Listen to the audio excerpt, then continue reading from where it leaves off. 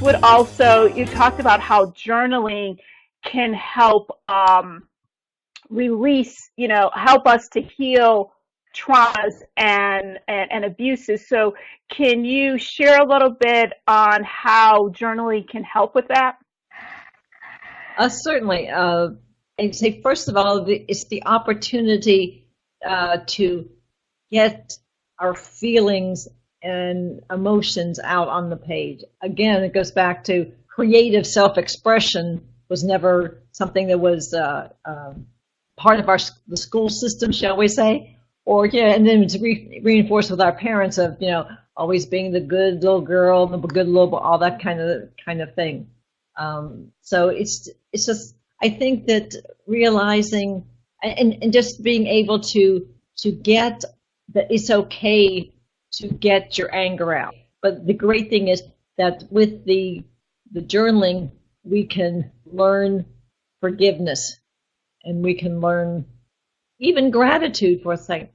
Oh, wow, what a learning experience that was, as opposed. So I think that it really helps us, or else to get to the point where oftentimes it gets into something, very serious or very something that really needs a professional, and then your journal helps you. It's like it's time to get some professional help with it. So like I said, I can't say enough about all the wonderful things that the journaling can help you do to help you heal your traumas and get it in perspective, and just like I said, and just really see that we have all these feelings and emotions and things like that, and yes, those things did happen, but be able to process it and come to terms with that, and like I said, the power of forgiveness is just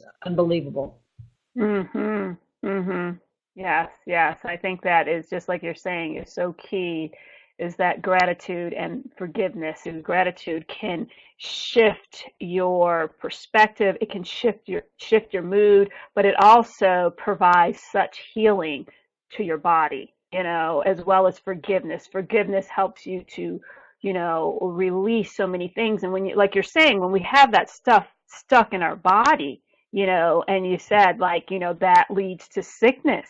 So now that we're writing and expressing it, you can see how, okay, aha, yeah, that makes sense. That's going to help to release that and get that energy that is stuck, that's keeping us stuck, and help to release that. And then we're gonna feel better. We're gonna feel better mentally, spiritually, and physically. It, for one thing, it helps us discover that we are wise beyond our belief, and that the whole process of journaling is that we hear a lot of people say, "Oh, I'm just so negative," and I think the thing is if you do it pen to page and you do it consistently daily, you're training your body that yes, I'm number one in my life. I'm the most important thing in my life. It's a lot of work, but it's like you're really to introduce our other topic, decluttering. We're decluttering all the stuff that we've been carrying around, or we've glossed over or covered over. And what the journaling does is help us get all that stuff out of the way and really access that, tie into, and shows us how to use our instincts, our heart, our wisdom to make decisions and to live our life. So it's like, it's almost, for me, the experience was, it was like a whole new world, and it's like, oh my goodness, that's inside of me. These, and just like I say, and just really getting to the point of just trusting my gut, or trusting my instinct and things like that. It's just, and it really gets you, and that's what's interesting. I'm working on writing my memoir, and the title of my memoir is Thinking with My Heart. So, and I think that's what the wonderful thing about journaling is that it gets us out of our head and it gets us into our bodies. And by doing that and by being centered and being and working with all of us, we are able to then clear out all the clutter and get into the unbelievable amount of wisdom and answers. And one quote from Nelson Mandela, it's like it's a different type of fear. We have the page fright when we first get started, or get the whole mechanics of getting to the page. But then once we start clearing away the clutter and we really realize how fantastic we are, so that's scary too, because it's just like, oh my goodness, I'm that wonderful, I'm that wise, I'm that. So it's just it's a different.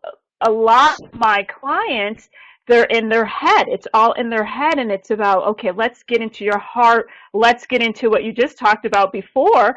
Get into our bodies, and feeling that and being okay and feeling safe with that. And it can be a challenge for people because it's not something we're taught. It's not something that we're used to. I know for me, it was just like, wait a minute, can I even trust my heart? Can I trust that I am going to make the right decision? But then, like you said, we are wise beyond our belief. And we really are. When we start doing that, we're like, oh, wow, yes.